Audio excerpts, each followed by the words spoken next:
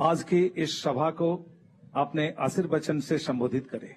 माननीय प्रधानमंत्री जी।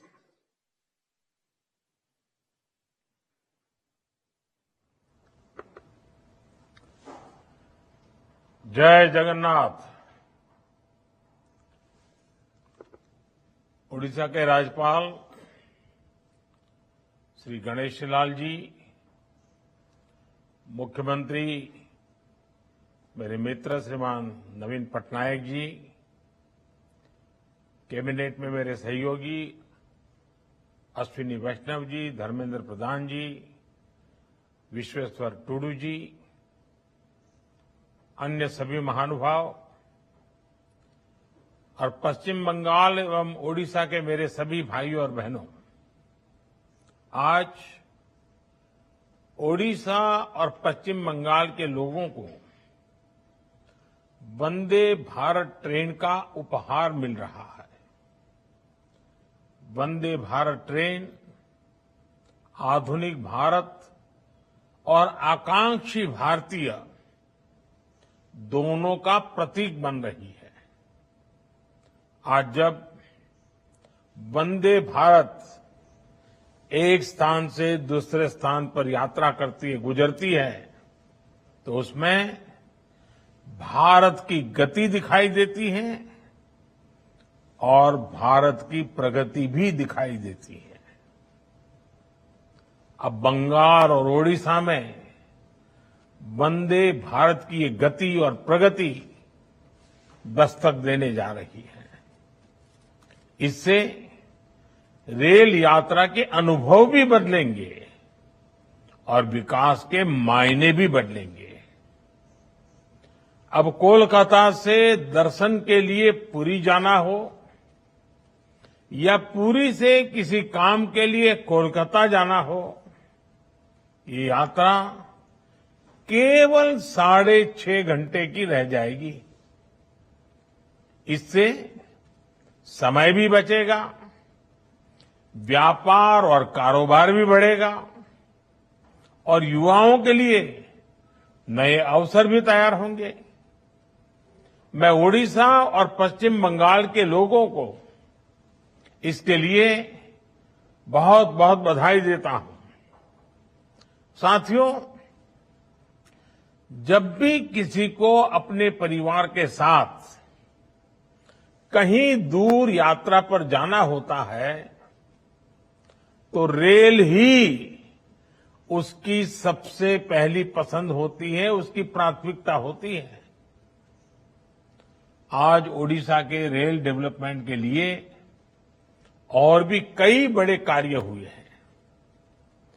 पुरी और कटक रेलवे स्टेशनों के आधुनिकीकरण का शिलान्यास हो, रेल लाइनों के दोहरीकरण का काम हो, या ओडिशा में रेलवे लाइन के 100% विद्युतीकरण के लक्ष्य की प्राप्ति हो, मैं इन सभी के लिए ओडिशा के लोगों को बहुत बहुत बधाई देता हूं। साथियों, ये समय आजादी के अमृत काल का समय है। भारत की एकता को और मजबूत करने का समय है।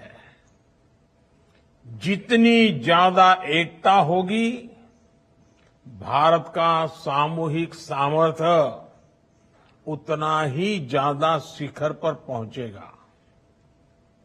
ये वंदे भारत ट्रेनें इस भावना का भी प्रतिबिंब है।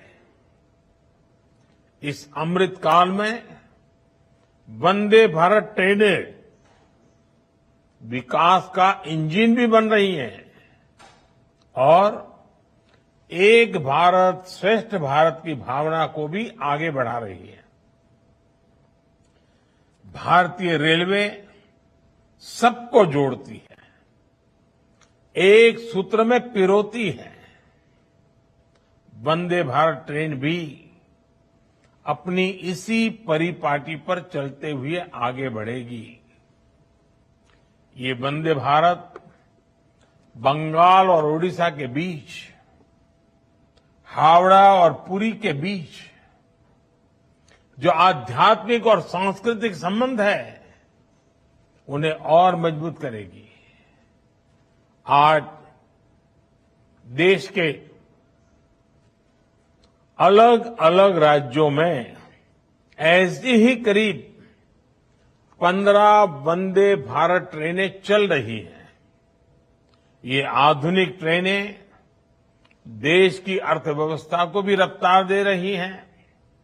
साथियों, बीते वर्षों में भारत ने कठिन से कठिन वैश्विक हालातों में भी अपने विकास की गति को बनाए रखा है। इसके पीछे एक बड़ा कारण है कि इस विकास में हर राज्य की भागीदारी है। देश हर राज्य को साथ लेकर आगे बढ़ रहा है। एक समय था जब कोई नई टेक्नोलॉजी आती थी या नई सुविधा बनती थी तो वो दिल्ली या कुछ बड़े शहरों तक ही सीमित रह जाती थी। लेकिन आज का भारत इस पुरानी सोच को पीछे छोड़कर आगे बढ़ रहा है। आज का नया भारत टेक्नोलॉजी भी खुद बना रहा है और नई सुविधाओं को तेजी से देश के कोने कोने में पहुंचा रहा है। ये वंदे भारत ट्रेन भारत ने अपने बलबूते ही बनाई है। आज भारत अपने बलबूते ही 5G टेक्नोलॉजी डेवलप करके उसे देश के दूर सुदूर क्षेत्रों में ले जा रहा है। भारत ने कोरोना जैसी महामारी की स्वदेशी वैक्सीन तैयार करके भी दुनिया को चौंका दिया था। और इन सब प्रयासों में समान बात यह है कि ये सारी सुविधाएं किसी एक शहर या एक राज्य तक सीमित ही नहीं रही, बल्कि सबके पास पहुंची, तेजी से पहुंची। हमारी ये वंदे भारत ट्रेनें भी अब उत्तर से लेकर दक्षिण तक, पूरब से लेकर पश्चिम तक देश के हर किनारे को स्पर्श करती हैं।